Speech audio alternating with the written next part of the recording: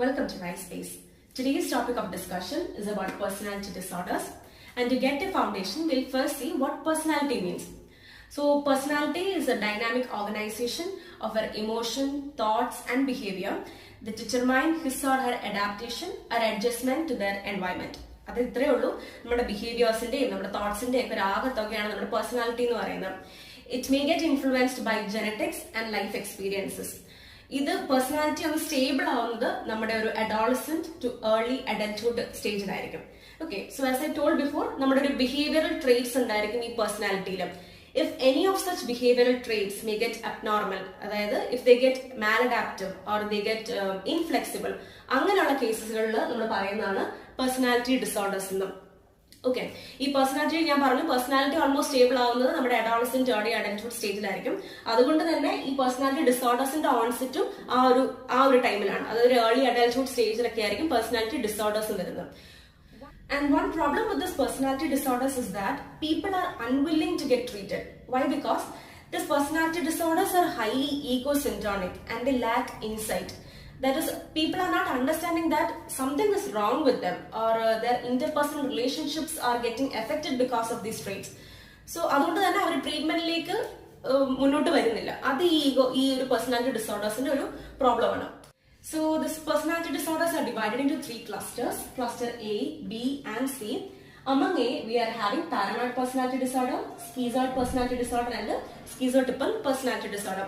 What is this paranoid personality disorder? Paranoid personality disorder people will be having a long-standing mistrust or suspicion towards people. അത് ഇത്രേ ഉള്ളൂ, അവർക്ക് ആരെയും വിശ്വാസം ഉണ്ടാവില്ല. അവരെല്ലാവരും ഒരു സംശയത്തിന്റെ കണ്ണുകളോട് കൂടിയായിരിക്കും കാണുന്നത്. അതായത് ഈ ഒരു വ്യക്തിയുടെ വിചാരം എല്ലാവരും പുള്ളിക്കെതിരാണെന്നാണ് ഈ ഒരു വ്യക്തി വിചാരിച്ചു വെച്ചിരിക്കുന്നത്. ഇപ്പൊ ഫോർ എക്സാമ്പിൾ, ഇപ്പം എക്സ് എന്ന് പറയുന്ന ഒരു വ്യക്തിക്ക് പാരനോയിഡ് ഈ ഒരു പേഴ്സണാലിറ്റി ഡിസോർഡർ ഉള്ള ഒരു വ്യക്തിയാണെന്ന് വിചാരിക്കാം. പുള്ളിയുടെ ഓപ്പോസിറ്റ് ഇരുന്ന രണ്ട് കൊളീഗ്സ് തമ്മിൽ എന്തെങ്കിലും വിസ്പർ ചെയ്താലോ അല്ലെങ്കിൽ എന്തെങ്കിലും ചിരിക്കോ അങ്ങനെ എന്തെങ്കിലും ചെയ്യുവാണെങ്കിൽ പുള്ളി വിചാരിക്കും പുള്ളിനെ കുറിച്ചാണെന്ന്. അപ്പൊ അങ്ങനെയൊക്കെ ഭയങ്കര അബ്നോർമലി തോട്ട്സ് ഒക്കെ പോകുന്ന ഒരാളാണ് ഈ ഒരു പേഴ്സണാലിറ്റി ഡിസോർഡേഴ്സിൽ വരുന്നത്. അതുപോലെ തന്നെ ഇവർക്ക് ഞാൻ പറഞ്ഞ ഒരു ഭയങ്കര സംശയമായിരിക്കും. ഇപ്പൊ ഈവൻ സ്പൗസ് ഒരു 15 മിനിറ്റ്സ് ലേറ്റ് ആയിട്ട്, ഈവൻ വാലിഡ് റീസൺ ഉണ്ടായിട്ട് ഒരു 15 മിനിറ്റ്സ് ലേറ്റ് ഒക്കെ ആയിട്ട് വരുമ്പോൾ കൂടി ഇവരെന്തെങ്കിലും ഹൈഡ് ചെയ്യുന്നുണ്ടോ അങ്ങനെയൊക്കെ ഒരു സംശയത്തിലേക്കായിരിക്കും ഇങ്ങനെയുള്ള പേഴ്സണാലിറ്റി ഡിസോർഡേഴ്സ് ഉള്ളവർ ആദ്യം ചിന്തിക്കാം. സോ അതാണ് മെയിൻ ആയിട്ടും ഈ ഒരു പേഴ്സണാലിറ്റി ഡിസോർഡേഴ്സിൽ വരുന്നത്. സെക്കൻഡ് വരുന്നത് schizoid personality disorder.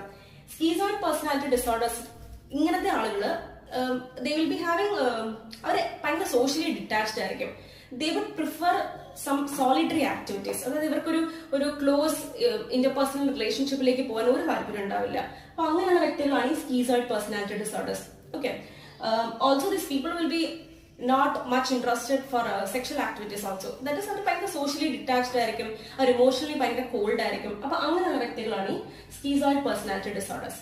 Talking about the schizotypal personality disorders, they are characterized by display of unusual or abnormal thoughts, speech and behaviors. That is, their behaviors will be highly eccentric and they will hold on to magical thinking. For example, ഇപ്പം ഒരു Y എന്ന് പറയുന്ന ഒരു person ഈ സ്കീസോട്ടിപ്പൽ personality disorders ഉള്ള ഒരാളാണെന്ന് വിചാരിക്കാം. ഇപ്പൊ അയാൾ നെയിം ബോർഡിൽ ഒരു 122 അങ്ങനെ ഒരു നമ്പർ കാണുവാണെങ്കിൽ പുള്ളി വിചാരിക്കുകയാണ് ഓക്കെ ദിസ് മേ ബി ഒരു ഹയർ പവർ പുള്ളിക്ക് കൊടുക്കുന്ന ഒരു സിഗ്നൽ ആയിരിക്കാം, ഒരു ഡേഞ്ചർ സിഗ്നൽ ആയിരിക്കാം, അങ്ങനെയൊക്കെ വിചാരിച്ചുള്ള ഇവര്. അപ്പൊ അങ്ങനെ ഒരു കൈൻഡ് ഓഫ് ഒരു മാജിക്കൽ തിങ്കിങ് ഹോൾഡ് ഓൺ ചെയ്യുന്നവരാണ് ഈ സ്കീസോട്ടിപ്പൽ പേഴ്സണാലിറ്റി ഡിസോർഡേഴ്സ്. ഓൾസോ ഇതുപോലുള്ള ആളുകൾ ഹൈലി സൂപ്പർസ്റ്റിഷ്യസും ആയിരിക്കും. ഇവരുടെ സ്പീച്ചസ് ഒക്കെ ആണെങ്കിലും ഭയങ്കര ഇലാബറേറ്റീവ് ആയിട്ടുള്ള സ്പീച്ചസ് ഒക്കെ ആയിരിക്കും ഇവർ നടത്തുക. സോ ഈ മൊത്തം ഈ ഒരു കാറ്റഗറി, ഈ ഒരു ക്ലസ്റ്റർ ഫുൾ ആയിട്ട് നമുക്ക് വേണമെങ്കിൽ പറയാം they are very odd or eccentric people. ആ ഒരു കാറ്റഗറിയിൽ നമുക്ക് ഈ ക്ലസ്റ്ററിനെ പെടുത്താവുന്നതാണ്. സോ ഇവരുടെ ട്രീറ്റ്മെന്റ്സ് മെയിൻ ആയിട്ടും സൈക്കോതെറാപ്പിയാണ് നമ്മൾ ഫസ്റ്റ് പ്രിഫർ ചെയ്യുക. അതിനെ കോംപ്ലിമെന്റ് ചെയ്ത് നമ്മൾ ഫാർമക്കോതെറാപ്പിയും കൊടുക്കാറുണ്ട്. Moving on to cluster B. First one is histrionic personality disorders. So people with histrionic personality disorders, they will be overly dramatic and they will be intensively expressive. അതായത് അവർ ഇത്രേ ഉള്ളൂ, അവർക്ക് എവിടെ ചെന്നാലും അവരൊരു സെന്റർ ഓഫ് അട്രാക്ഷൻ ആയിരിക്കണം എന്നാണ് അവരുടെ ആഗ്രഹം.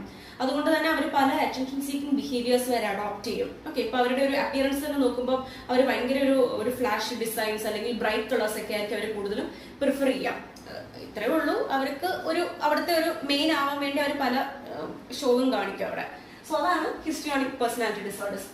പിന്നെ വരുന്നതാണ് ബോർഡർ ലൈൻ പേഴ്സണാലിറ്റി ഡിസോർഡേഴ്സ്. ഈ ബോർഡർ ലൈൻ പേഴ്സണാലിറ്റി ഡിസോർഡേഴ്സ് ഉള്ളവർക്ക് എല്ലാ കാര്യങ്ങളും കുറച്ച് അൺസ്റ്റേബിൾ ആയിരിക്കും. അതായത് അവരുടെ ഇന്റർപേഴ്സണൽ റിലേഷൻഷിപ്പ് ഹൈലി അൺസ്റ്റേബിൾ ആയിരിക്കും. മൂഡ് ഭയങ്കര അൺസ്റ്റേബിൾ ആയിരിക്കും. അത് എപ്പോഴും അവരുടെ മൂഡ് എപ്പോഴും റാപ്പിഡ്ലി ചേഞ്ച് ചെയ്തുകൊണ്ടിരിക്കും. ദെൻ അവരുടെ self image they will also be highly unstable. പിന്നെ ഇങ്ങനെയുള്ള ആളുകൾ ഹൈലി മാനിപ്പുലേറ്റീവും ഭയങ്കര ഇമ്പൾസീവ് ആയിരിക്കും. ഫോർ എക്സാമ്പിൾ ഇപ്പം എന്തെങ്കിലും ഇപ്പം അവരുടെ ഏറ്റവും അടുത്ത വ്യക്തിയായിട്ട് അവർ വഴക്കുണ്ടാക്കുക അങ്ങനെ എന്തെങ്കിലും ചെയ്യുവാണെന്നുണ്ടെങ്കിൽ അവരുടനെ സൂയിസൈഡൽ ത്രെഡ്സ്, ഇപ്പോൾ സെൽഫ് ഹാർമിംഗ് ബിഹേവിയേഴ്സ് ലൈക്ക് ഇപ്പം സൂയിസൈഡൽ ത്രെഡ്സ് അല്ലെങ്കിൽ സൂയിസൈഡൽ അറ്റംപ്റ്റ്സ് ഇങ്ങനത്തെ കാര്യങ്ങളൊക്കെ അവർ അഡോപ്റ്റ് ചെയ്യും. സോ അതാണ് ബോർഡർ ലൈൻ പേഴ്സണാലിറ്റി ഡിസോർഡേഴ്സ്. ഇത് കൂടുതലും കാണുന്നത് ഫീമെയിൽസിലായിരിക്കും ഈ ഒരു BPD കാണുന്നത്. Moving on to anti social personality disorders. So the word antisocial itself means that it's against social. That is, these people will get involved in antisocial activities. They will be constantly violating rules. They will be highly aggressive and they will get involved in unlawful activities. They will not be having any regards for the rights of other people. Okay, so that was about antisocial personality disorders. Moving on to narcissistic personality disorders. They will be having an excessive self-admiration and self-importance. These people are highly egocentric. Like this too, antisocial personality disorders people are also highly egocentric people. അതായത് ഇവരാണ് ഇവർക്ക് ഏറ്റവും important ആയിട്ടുള്ള ആളുകൾ. അതായത് they will not be having any regards for the needs of other people. They lack empathy. Okay, and എന്താ പറയുക, ഇവർക്ക് ആ ഒരു മറ്റുള്ളവരിൽ നിന്നും ആ ഒരു അഡ്മിറേഷൻ ഇവർക്ക് എപ്പോഴും കിട്ടിക്കൊണ്ടിരിക്കണം. അങ്ങനെ ഒരു സ്വഭാവക്കാരും കൂടാണ് ഈ നാർസിസ്റ്റിക് പേഴ്സണാലിറ്റി ഡിസോർഡേഴ്സ് ഉള്ളവർ. Moving on to cluster C, starting with avoidant personality disorders. So these people are characterized by social withdrawal. Why? Because they fears criticism and they are extremely sensitive to rejection. അതായത് അവരിപ്പോൾ ഒരു കാര്യം ചെയ്യുന്നതിന് മുന്നേ അവർ ചെയ്യാൻ പോകുന്ന ഒരു കാര്യത്തിന് അവർക്ക് റിജക്ഷൻ കിട്ടുമോ അല്ലെങ്കിൽ അവർ ക്രിറ്റിസിസംസ് ഫേസ് ചെയ്യേണ്ടി വരുമോ, അങ്ങനെ ഒരു കോൺസ്റ്റന്റ് ഫിയർ ഇവർക്കുണ്ടായിരിക്കും. അതുകൊണ്ട് തന്നെ അവർ ഇങ്ങനെയുള്ള സിറ്റുവേഷൻസ് നല്ല മാക്സിമം അവോയ്ഡ് ചെയ്യാൻ നോക്കും, അല്ലെങ്കിൽ മാക്സിമം ഉൾവലിഞ്ഞ് നിൽക്കാൻ നോക്കും, അതിലേക്ക് മുന്നിട്ട് ഇറങ്ങുമില്ല. So അതാണ് avoidant personality disorder. Moving on to dependent personality disorders. ഇങ്ങനെയുള്ള ആളുകൾ they will be underconfident or they have very low self-esteem. അതുകൊണ്ട് തന്നെ they depend on other people to take decisions for them. അതായത് അവർക്ക് സ്വന്തമായിട്ടൊരു ഡിസിഷൻ എടുക്കാൻ പറ്റുന്നുണ്ടാവില്ല. So അവർക്ക് എപ്പോഴും വേറൊരാളെ ഡിപ്പെൻഡ് ചെയ്തുകൊണ്ടേ ഇരിക്കണം ഒരു ഡിസിഷൻ എടുക്കാൻ വേണ്ടിയിട്ട്. That is, these people will be indecisive in nature. So moving on to obsessive compulsive personality disorder. നമ്മൾ ഒബ്സസീവ് കമ്പൾസീവ് ഡിസോർഡറിനെ കുറിച്ച് കേട്ടിട്ടുണ്ട്, OCD. ഇതല്ല, ഇവിടെ അവർക്ക് ഒബ്സഷനും കമ്പൽഷൻസും ഒന്നുമില്ല. Rather they would be very particular about rules and details. അതായത് these people will be highly perfectionist in nature, stubborn and inflexible or rigid.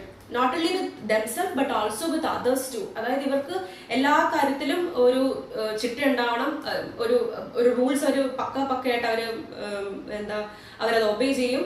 അവർക്കെല്ലാം ആ ഒരു ഓർഡറിൽ ചെയ്ത് കിട്ടണം. അവരും സ്വന്തമായിട്ട് ചെയ്യും, അവരല്ലാതെ ഇപ്പോൾ വേറൊരാളും അവരോട്ട് വർക്ക് ചെയ്യുന്നവരും ആൾക്കാരും അതേപോലെ തന്നെ ഒരു ഇതിൽ ചെയ്യണം എന്ന് ഇവര് ഭയങ്കരമായിട്ട് കോൺസ്റ്റന്റ് ആയിട്ട് ഇവര് വാശി പിടിക്കും. സോ അതാണ് ഈ ഒബ്സസീവ് കമ്പൽസീവ് പേഴ്സണാലിറ്റി ഡിസോർഡേഴ്സ് ഉള്ളവരുടെ ഒരു ക്യാരക്ടറിസ്റ്റിക്സ് എന്ന് പറയുന്നത്. So this was all about personality disorders. നമുക്ക് ഇനി ക്വസ്റ്റ്യനും കൂടെ ചെയ്ത് ക്ലാസ് വൈൻഡ് അപ്പ് ചെയ്യാം. So ഇതാണ് നമ്മുടെ question. A 20-year-old comes to emergency department after cutting her wrist. On examination there are multiple superficial cuts. The patient also has history of 4 relationships, all short-lived in the last 2 years. So what will be the likely diagnosis? So question ഇതാണ്. അപ്പം ഇതുമായിട്ട് match ചെയ്ത് നോക്കുമ്പോഴത്തേക്കും ഡിപ്രഷനും ഡിസ്തൈമയും എന്തായാലും ഓപ്ഷനിൽ വരുന്നില്ല, കാരണം ആ സിംറ്റംസ് ഒന്നും ക്വസ്റ്റ്യനിൽ കാണിക്കുന്നില്ല. സോ ഇത് രണ്ടും എന്തായാലും ആൻസർ അല്ല. പിന്നെയുള്ളത് ആന്റി സോഷ്യൽ പേഴ്സണാലിറ്റി ഡിസോർഡേഴ്സും ബോർഡർ ലൈൻ പേഴ്സണാലിറ്റി ഡിസോർഡേഴ്സും ആണ്. നമ്മൾ ആന്റി സോഷ്യൽ പേഴ്സണാലിറ്റി ഡിസോർഡേഴ്സ് നമ്മൾ പറഞ്ഞായിരുന്നു antisocial, that is against social norms. നമ്മൾ ക്വസ്റ്റ്യൻ നോക്കുമ്പോഴത്തേക്കും അങ്ങനെയൊന്നുമില്ല, അതായത് റൂൾസ് ബ്രേക്ക് ചെയ്തതായിട്ടോ അല്ലെങ്കിൽ ആന്റി സോഷ്യൽ ആക്ടിവിറ്റീസ് അഡോപ്റ്റ് ചെയ്തതായിട്ടോ ഒന്നും ക്വസ്റ്റ്യനിൽ കാണിക്കുന്നില്ല. അപ്പൊ ആന്റി സോഷ്യൽ പേഴ്സണാലിറ്റി ഡിസോർഡേഴ്സും അല്ല. പിന്നെയുള്ള ഓപ്ഷനാണ് ബോർഡർ ലൈൻ പേഴ്സണാലിറ്റി ഡിസോർഡർ. ഇതാണ് ആൻസർ. നമുക്കിത് എങ്ങനെ കിട്ടി നോക്കാം. ഓക്കെ, ഞാൻ പറഞ്ഞു ബോർഡർ ലൈൻ പേഴ്സണാലിറ്റി ഡിസോർഡേഴ്സ് ഉള്ളവർക്ക് ഭയങ്കര അൺസ്റ്റേബിൾ റിലേഷൻഷിപ്പ്, അൺസ്റ്റേബിൾ മൂഡ് അതൊക്കെ ആയിരിക്കും. അപ്പൊ നമ്മളോട് നോക്കുമ്പോൾ she has A history of 4 relationships, all short-lived in the past 2 years. So it suggests unstable relationship. അതേപോലെ തന്നെ നമ്മൾ പറഞ്ഞായിരുന്നു ബോർഡർ ലൈൻ പേഴ്സണാലിറ്റി ഡിസോർഡേഴ്സ് ഭയങ്കരമായിട്ട് ഈസിലി ട്രിഗേർഡ് ആവും, അതുപോലെ തന്നെ അവർ ഭയങ്കര ഇമ്പൾസീവ് ആയിരിക്കും. So they will adopt self harming behaviours അവർ അഡോപ്റ്റ് ചെയ്യും. അപ്പൊ അതാണ് ഇവിടെ ക്വസ്റ്റ്യനിൽ നമുക്ക് കൊടുത്തിരിക്കുന്ന ഒരു ക്ലൂ. അതായത് there are multiple superficial cuts in the past historyയിലും അവർ ഇതുപോലെ അറ്റംപ്റ്റ്സ് നടത്തിയിട്ടുണ്ട്. ഓക്കെ, സോ എല്ലാം കൂടെ സജസ്റ്റ് ചെയ്യുന്ന ബോർഡർ ലൈൻ പേഴ്സണാലിറ്റി ഡിസോർഡർ ആണ് ആൻസർ. സോ അപ്പം this D goes as the answer. So that was about today's class. Thank you for listening. Bye-bye.